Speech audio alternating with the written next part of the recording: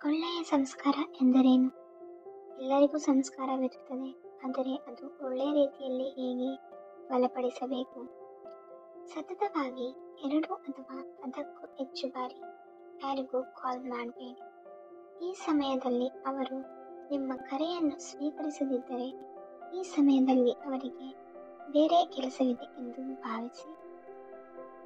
ನಿಮಗಿನ್ನೂ ಮದುವೆ ಆಗಿಲ್ಲವೇ? ಇನ್ನೂ ಮಕ್ಕಳಾಗಿಲ್ಲವೇ? ಈ ತರಹದ ವಿಚಿತ್ರ ಪ್ರಶ್ನೆಗಳನ್ನು ಎಂದಿಗೂ ಕೇಳಬೇಡಿ, ಆಗ ಅವರಿಗೆ ನೋವುಂಟಾಗುತ್ತದೆ. ನಿಮಗೆ ಇನ್ನೂ ಜಾಬ್ ಅಥವಾ ಕೆಲಸ ಸಿಕ್ಕಿಲ್ಲವೇ ಎಂದು ಯಾರನ್ನೂ ಯಾವಾಗಲೂ ಕೂಡ ಕೇಳಿ ನೋವುಂಟು ಮಾಡಬೇಡಿ. ಇದರಲ್ಲಿ ನಿಮ್ಮ ಸಂಸ್ಕಾರ ಉರಿಯುತ್ತದೆ.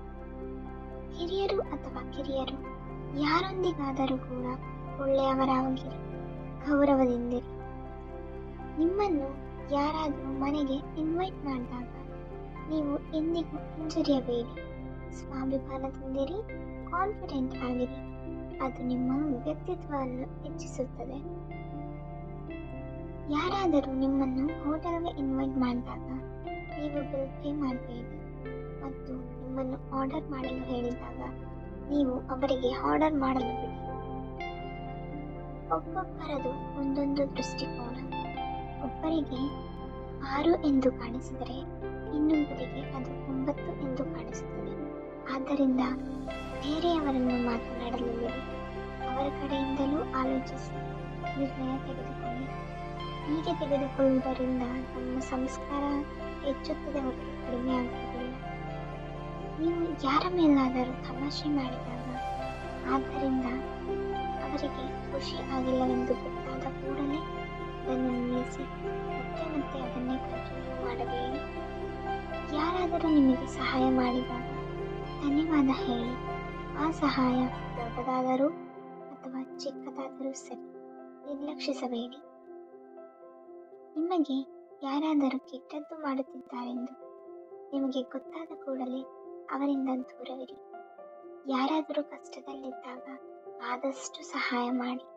ಆ ಸಹಾಯದಲ್ಲಿ ನಿಮ್ಮ ವ್ಯಕ್ತಿತ್ವ ಹೆಚ್ಚಾಗುತ್ತದೆ ಹೊರತು ಕಡಿಮೆ ಆಗುವುದಿಲ್ಲ.